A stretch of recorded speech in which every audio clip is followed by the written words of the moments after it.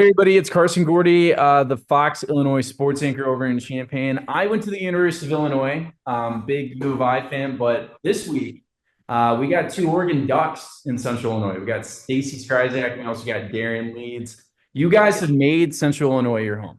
You know, great careers, great families. How did you guys become Duck fans? I've been a Duck fan for 98. When was 98? 20, a long time ago. We'll just say 25 plus years, because that's where I went to college. Go Ducks.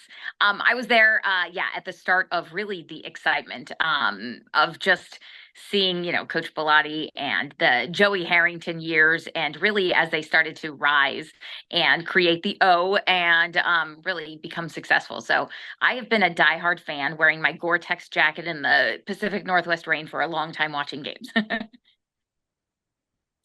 And so for me, it was kind of end of Joey Harrington. It was more when LaMichael James was there, very high powered offense. I think I just kind of fell in love. They could score at will.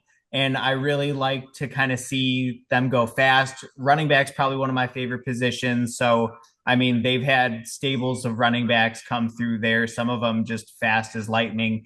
DeAnthony Thomas, Royce Freeman, some of my big favorites. But I was always kind of a fan of just that high speed offense and running up scores on people. And that was kind of what sold me on being a Duck fan. What Was about the flashy uniforms? that too. And I love the uniform combinations. I mean, they're endless. Phil Knight went to University of Oregon, so they've got Nike in their back pocket and everything. But yeah, the uniforms are just a added bonus. Oregon has been a scary program because back in the early 2000s, right, it was USC, Reggie Bush, Matt Leinart. You go to 2009, once Oregon took advantage of that Nike money and, all the kids started loving those uniforms, they became the face of the West.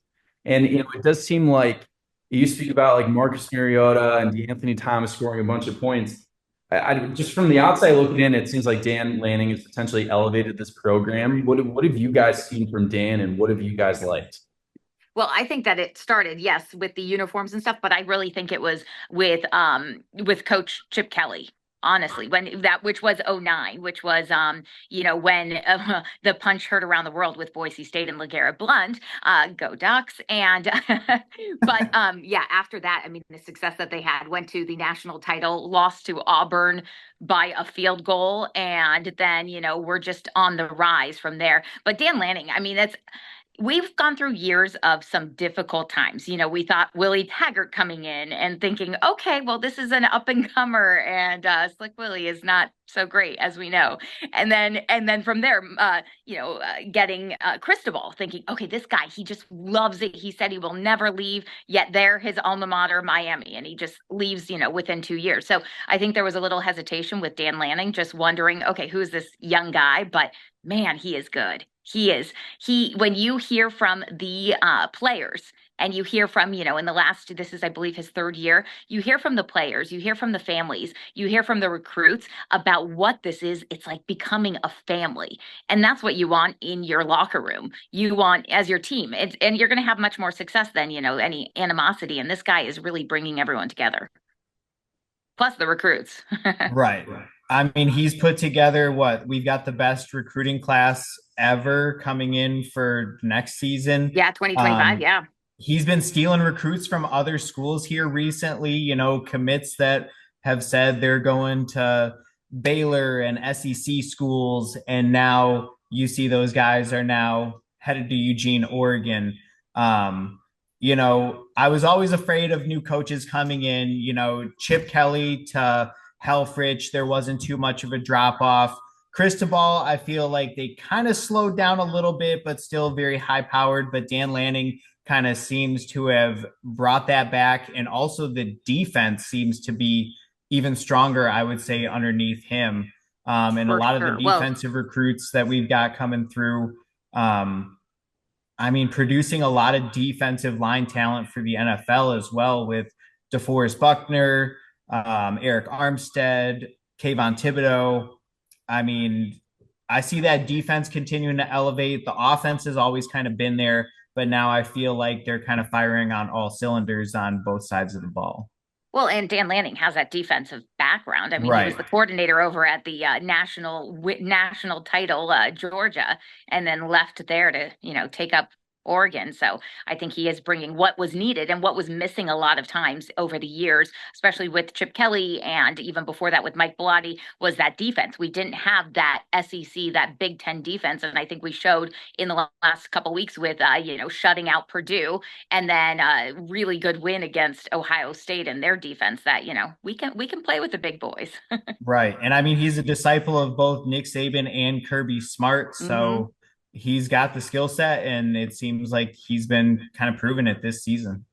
That was definitely a thing with, Mark Helfrich, who's the guy that took over for Chip Kelly. Like, yeah, they could score, but they started giving up, that was 35 points per game. You guys said it brilliantly. Like, yeah, Lanning came in with the SEC background and he built up the trenches and they're beating the crap out of people. And, everybody always talks about is Dan Lanning going to be a coaching candidate for somewhere else? Because Oregon, unfortunately for you guys, has just been the greatest coaching carousel ladder climbing job on the planet. Like NFL jobs, Miami, Florida State. I had Joel Klatt's a guy for like Fox Sports, and he went golfing with Dan Lanning, and he's like, "You ever gonna leave?" And Lanning was like, "Why would I leave? I got everything." And he's like, "I As he got says, the the NIL. grass is damn green in Eugene. Oh, yeah. You got that. You got the Nike money. Like, is this a guy that you think he's gonna build a home at Oregon? Like, is he here for the long haul?" You I know, think I so. oh yeah, you go on. I mean, they always say actions speak louder than words. I mean, everybody can say, whatever they're going to say. But the fact that he's actually doing what he said he's going to do, even when the rumors last year were that Alabama was recruiting him to come and take over for Nick Saban, and he squashed that. He posted a screenshot of his location in Eugene and was like, nope, I'm not on a plane. I'm not in Tuscaloosa. Like, I'm here. I'm not going anywhere. And then, they go out and grab the guy from Washington, Kalen DeBoer. I'd love him to stay for, another or a national championship run, an actual national championship. And I think he could be the coach that finally brings it. Oh, I think he will be. I do. I think that looking at him as a family guy, I mean, I've been hurt too many times over the decades with all, I will say on the record, Carson, Helfrich is a much better commentator. He's great on what is he, Fox Sports. He's much better there than he was as a coach at Oregon because he kind of drove that program with poor Herbert down into the ground. But beside that, I think Dan Lanning, all you had to see is any of these national pieces, some amazing stories, articles about him and his family. And that's what makes me think he might stay and he might really believes in the program. You look at his family, you look at all that his family has been through, his wife with her cancer, and just their movement and their young children and how much they are involved in the Eugene community. And being a parent myself, I want to believe it. So I am for now. We'll see. But I think that he is probably the best coach we've had coming in a long, long time. I can tell you, I think Alabama wants another crack at him instead of Kalen Oh yeah, DeBoer. I don't think he would go there. So And it's just this year, I mean, Oregon is number one in the country, huge win against Ohio State. Just what makes this team so special, and what do you expect on Saturday? Hosting Illinois. Illinois has had a good year, but they are big 21-point underdogs. yeah, I think that you know what this year it's a weird year because we came in with so much hype surrounding the starting the Big Ten or joining the Big Ten, I should say, but also this hype around being a preseason. What was it, number 3 or 4? There was that, and then those first 2 games. I remember, I mean, talking to my friends, my Oregon Duck friends, my sorority sisters out west, going, "Well, this is not what we expected. This is not going to be the year." And watching how they came over that adversity and that terrible O line and making the adjustments that they needed. And I think you've seen that over the last several weeks. Just that Michigan State game, then the Ohio State game, that, yeah, they can keep up and they can succeed and they can win. And then shutting out Purdue. And you just kind of, if you put those teams together where you look at the Oregon going to Purdue and, the statistics that, traveling 2 time zones, has not been boded well for any of the Big Ten teams, yet they shut out Purdue. Yet Purdue, it took overtime for Illinois to beat them at home. So I do think that there is going to be some difficulties, but I do want to say I have followed Illinois for a long time. I followed Bielema. I mean, I watched him at Wisconsin with his success years ago. I've been a diehard football fan for a long time, and he is what he's doing with the program. It's amazing to see. And I'm sure, Carson, we've talked a lot about it over the last year. Remember towards the end of last year, how we were like, everyone's talking about what's the buyout for him? This is not going well. And then you look at the success. And I mean, if I was not cheering for Oregon, I am rooting for Illinois. I hope it's a good game because I love seeing Altmaier having that success. I love that team, the sellouts that, you think of Illinois as a basketball school, not a football school. And it's just so fun. You're an alum there. I love seeing it. So, I mean, I hope there is success. I think that they have a lot going for them. Do I think that they have a chance? There's always a chance. Look at what happened with Alabama and Vanderbilt. And, there is that chance. But I hope for my sake, Autzon's going to be rocking and really loud. Yeah. No, and I definitely think it's one of those years where, you're right. I mean, last year people had concerns about Brett Bielema. They went 5-7. They had those big expectations. But I think one good similarity with Dan Lanning and Brett Bielema is that they take advantage of those opportunities and they're willing to buckle down. We're seeing college football coaches all around the country complain about the recruiting, we're complaining about the transfer portal, complaining about NIL. Brett and Lanning aren't doing that. Lanning is getting the best recruiting classes. He's getting that Phil Knight money. Brett Bielema is publicly asking for donors to get more money because he just sees how important it is how college football is changing. I think these are two programs in really good hands right now. And yeah, I was going to say, like Stacy said, when I'm not cheering for Oregon, I've got those Illinois games on my TV. It was a real kind of roller coaster ride from 2 years ago with Chase Brown at running back, just falling short of beating Michigan that year, going to a bowl game. And then last year, obviously a very disappointing season for the Illini, but they're coming back around this year. They went into Lincoln, Nebraska. I mean, they took that game to overtime too, but they came out on top with that. Penn State, that was a real tough game. But yeah, Illinois kind of continued to shine, even though that Purdue game, everything looked great going into halftime. They held Purdue to 9 passing yards in 2 quarters. And then come the third and fourth quarter, it was like the Illinois defense, I don't know what happened in the locker room, but they were just letting anything and everything go by them. Those deep shots down the field that Purdue was taking, one play and they're already at like the 10-yard line and knocking on the door. So, I mean, they let Purdue swing almost 50 points back on them in 2 quarters time. I mean, in 4 quarters against Oregon, I mean, with how high powered they are, I mean, I could easily see the score being in the 40s, 50s for the Ducks and, a lot lower for Illinois. But, anything can happen. Like Stacy was saying, it's just all going to see what plays out. For Illinois, I think a couple keys is they got to get that pressure. Oregon, I mean, the first 2 games, I don't know what the heck happened against Idaho, Potato Vandals, but they were getting sacks. And then all of a sudden, now Oregon's one of the best offensive lines in the country. But that's going to be key for Illinois. You got to get pressure. That's what they did against Michigan last week.